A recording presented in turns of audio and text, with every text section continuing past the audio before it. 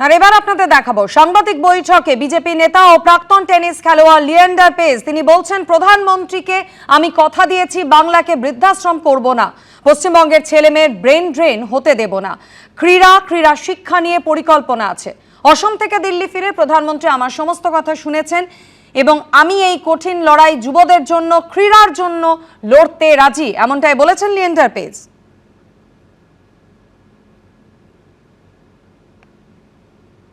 प्रधानमंत्री को मैंने पूरा पेन पॉइंट्स बताए कि मैं बंगाल को ओल्ड एज होम नहीं बनाना चाहता हूं, मैं बंगाल को और बंगाल यूथ को उसका जिंदगी बनाना चाहता है। ये मेरा सपना है कि बंगाल का यूथ ब्रेन ड्रेन नहीं होए। स्पोर्ट्स और स्पोर्ट्स एजुकेशन के साथ बंगाल का इंडस्ट्री, बंगाल का इंफ्रास्ट्रक्चर, बंगाल का स्पोर्ट्स एजुकेशन, और इसके लिए मैं प्रधानमंत्री नरेंद्र मोदी जी को धन्यवाद कहना चाहता हूं कि वो मेरा बात सुना। जो मोदी जी ने मेरे को एक रिस्पॉन्सिबिलिटी दी है कि 2036 का ओलंपिक्स मैं मेहनत करना है, मुझे मेहनत करना है, टीम बना के ओलंपिक्स इस देश को लाने का ही है। मोदी जी का पास ओलंपिक्स आने का ही है। जो गुजरात का कॉमनवेल्थ गेम्स पे मेहनत करने का है, मैं मेहनत करूंगा। আর এই মুহূর্তে আমরা টেলিফোনে যোগাযোগ করে নিয়েছি তৃণমূল নেতা জয়প্রকাশ মজুমদারের সঙ্গে। জয়প্রকাশ বাবু, আপনি শুনলেন কিছুদিন আগেই বিজেপি জয়েন করেছেন লিয়েন্ডার পেজ এবং এখন তিনি বলছেন যে প্রধানমন্ত্রীকে তিনি কথা দিয়েছেন বাংলাকে বৃদ্ধাশ্রম করতে দেওয়া হবে না, পশ্চিমবঙ্গের ছেলে মেয়ের ব্রেন ড্রেন তিনি হতে দেবেন না, ক্রীড়া এবং ক্রীড়া শিক্ষা নিয়ে তার অনেক পরিকল্পনা রয়েছে। এইসব পরিকল্পনা গত 4-5 বছর কোথায় ছিল আমি জিজ্ঞেস করছি। উনি তো বেশি ব্যস্ত বাইরে ঘুরতে। সাংঘাতিক ভালো প্লেয়ার, আমাদের গর্ব, বাংলার গর্ব, ভারতের গর্ব, কোনো সন্দেহ নেই তাতে। কিন্তু এইসব বড় বড় কথার উত্তরে একটাই জিজ্ঞেস করতে হয়, আজ থেকে 3 সপ্তাহ আগে জানতেন লিয়েন্ডার পেজের অনেক রকম পরিকল্পনা আছে? কোনোদিন শুনেছেন কেউ? বাংলার মানুষ তার কাছ থেকে এক ফোঁটা কোন রকম সাহায্য পেয়েছেন? এখানকার প্লেয়াররা পেয়েছেন? আচ্ছা বলুন তো, বাংলার যে ক্রিকেটার আমরা দেখলাম যে ওয়ার্ল্ড কাপ জিতে আসলো, সে লিয়েন্ডার পেসের কাছ থেকে একটা উৎসাহজনক বার্তা পেয়েছে?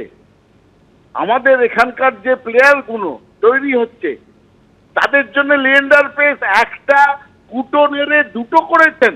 আমি প্রশ্ন করছি ওনাকে। আচ্ছা ভুলে যান, উনি টেনিস খেলেন।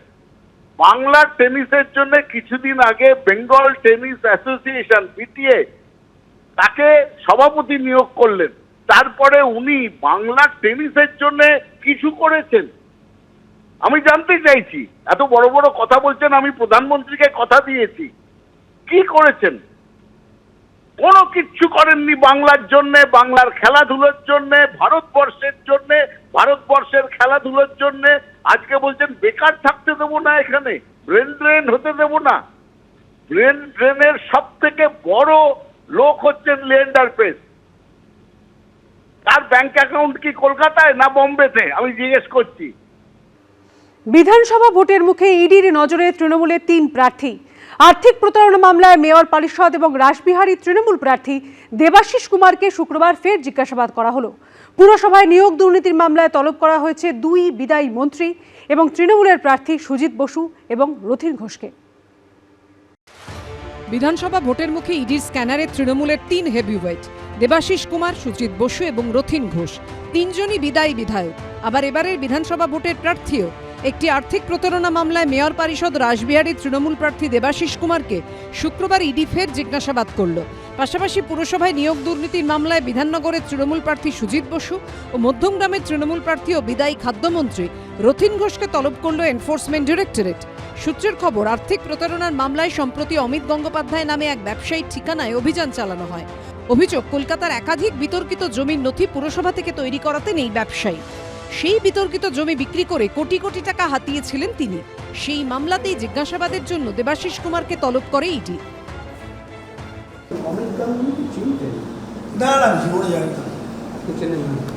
অমিত গাঙ্গুলির পার্টনাররা কোনো হোয়াটসঅ্যাপ মেসেজ করেছিল?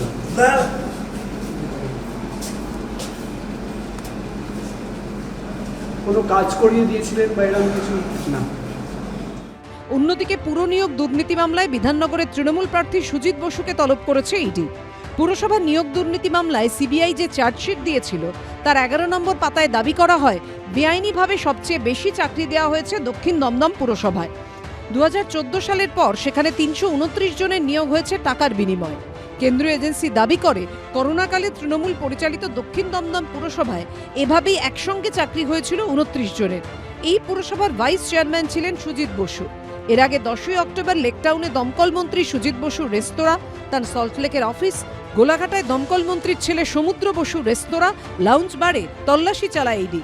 সুজিত বসুর স্ত্রী, পুত্র, কন্যা ও জামাইকেও জিজ্ঞাসাবাদ করে এনফোর্সমেন্ট ডিরেক্টরেট। এবার ভোটের মুখে তৃণমূল প্রার্থী সুজিত বসুকে তলব করল ইডি। পুরো দুর্নীতি কাণ্ডের তদন্তে নেমে 2023 সালে পুজোর মুখে খাদ্যমন্ত্রী রথীন ঘোষের বাড়িতে তল্লাশি চালিয়েছিল ইডি। তাকে তলব করেছে কেন্দ্রীয় এজেন্সি। যদি এরকম কোনো তদন্তের স্বার্থে কাউকে যদি তলব করা হয়, সেটা তো কোনো সংবিধান বিরোধী কিছু হচ্ছে বলে আমরা বলতে পারবো না। পশ্চিমবঙ্গের মানুষ জানেন কার অনুপ্রেরণায় গত 1.5 দশক ধরে পশ্চিমবঙ্গের মানুষের সমস্ত কিছু চুরি হয়েছে, লুট হয়েছে, প্রশাসনিক দুর্নীতি হয়েছে, এবং এটা তৃণমূলের অনুপ্রেরণার পরম্পরায় হয়েছে। কত বড় অসভ্যতা হচ্ছে, একটা ইলেকশন চলছে, সেখানে বিজেপি আর কত নোক দাঁত বার করবে? তোমাদের যদি কোনো তদন্তের থাকে এতদিন করে রাখোনি কেন? এত বছরের পুরনো মামলাগুলো আমাদের যারা প্রার্থী তাদের ডেকে পাঠানো মানে তাদেরকে সমস্ত কাজকর্ম ছেড়ে আইনজীবীর সঙ্গে বসতে হবে, সারাদিন তাদের ওখানে নষ্ট হবে। বিজেপি যে কতটা দেউলিয়া, কতটা ভয় পেয়েছে, এই বিজেপির নেতাদের উপর বিজেপির কোনো ভরসা নেই। সুজিত বসুকে সোমবার ও রথীন ঘোষকে বুধবার সিজিও কমপ্লেক্সে হাজিরার নির্দেশ দিয়েছে ইডি। প্রকাশ সিনহা, উজ্জ্বল মুখোপাধ্যায় ও শিবাশিস মৌলিকের রিপোর্ট, এবিপি আনন্দ, কলকাতা। একদিকে পোড় খাওয়া রাজনীতিবিদ, অন্যদিকে তরুণ তুর্কি। ভোট যুদ্ধের সরগরম বালিগঞ্জ। আর এই কেন্দ্রে বিজেপির প্রার্থী শতরূপা। প্রচারের ময়দানে পুরোদমে নেমে পড়েছেন বিজেপি প্রার্থী। চলছে রোড শো থেকে বাড়ি বাড়ি প্রচার। এবার একটু পাল্টানো দরকার, যার জন্য বিজেপি সরকার চাই। আদর্শ তাঁর অটল বিহারী বাজপেয়ী, দাপুটে নেত্রী, লড়াকু। টেলিভিশনের স্টুডিওতে বিপক্ষকে যুক্তির জালে ঘায়েল করেন। বালিগঞ্জ কেন্দ্রে এবার বিজেপির ভরসা শতরূপা। বাড়ির সবাই কংগ্রেসি। দক্ষিণপন্থী রাজনীতি করার জন্য পরিবারের সঙ্গে হয়েছিল মতবিরোধ, তারপরেও তিনি থেমে থাকেননি। 2011-এ আমার বিরুদ্ধে লেজেন্ডারি তৃণমূলের মানে কি বলবো বর্ষিয়ান নেতা সুব্রত মুখার্জি, আর এবারও অন্যতম ভদ্র সিনিয়র নেতা শোভনদেব চট্টোপাধ্যায়।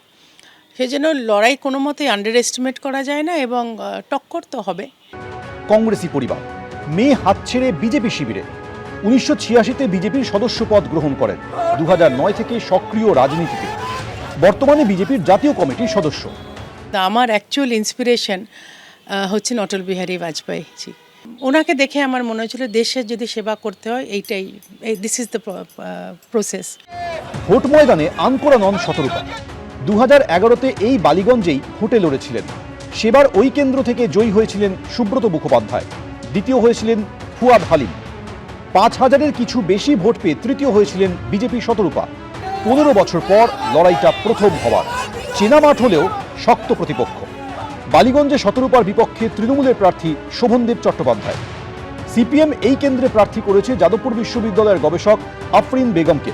কংগ্রেসের প্রার্থী সোমেন মিত্রর ছেলে রোহন মিত্র। আমি সত্যি সত্যি বালিগঞ্জের মেয়ে, মানুষের কাছে যাব, বলবো বালিগঞ্জে নিজের মেয়েকে বেছে নিন। 2021 বিধানসভা নির্বাচনে এই কেন্দ্র থেকে তৃণমূলের হয়ে জয়ী হন সুব্রত মুখোপাধ্যায়। দ্বিতীয় স্থানে উঠে আসেন বিজেপি প্রার্থী লোকনাথ চট্টোপাধ্যায়। 2021-এর বিধানসভা ভোটের 11.5 মাস পর বালিগঞ্জ কেন্দ্রে উপনির্বাচনে জয়লাভ করে তৃণমূল। তবে তৃতীয় স্থান থেকে দ্বিতীয় স্থানে উঠে আসে সিপিএম। 11 মাসের মধ্যে তৃতীয় স্থানে চলে যায় বিজেপি। এবার কি হবে? এবার পদ্মফুল এখানেই ফুটবে। এবার সরকার গড়তে বালিগঞ্জ থেকে সেই পদ্মফুল আমরা মাদুগ্গার হাতে তুলে দিতে পারবো। তৃণমূলের শক্ত ঘাঁটি বালিগঞ্জ, বিপক্ষে পোড় খাওয়া রাজনীতিবিদ থেকে তরুণ তুর্কিরা। বালিগঞ্জের মাটিতে কি এবার গেরুয়া আবির উড়বে? উত্তর মিলবে চৌঠামে। ঐশী মুখোপাধ্যায় রিপোর্ট, এবিপি আনন্দ, কলকাতা। এবিপি আনন্দ, এগিয়ে থাকে, এগিয়ে রাখে।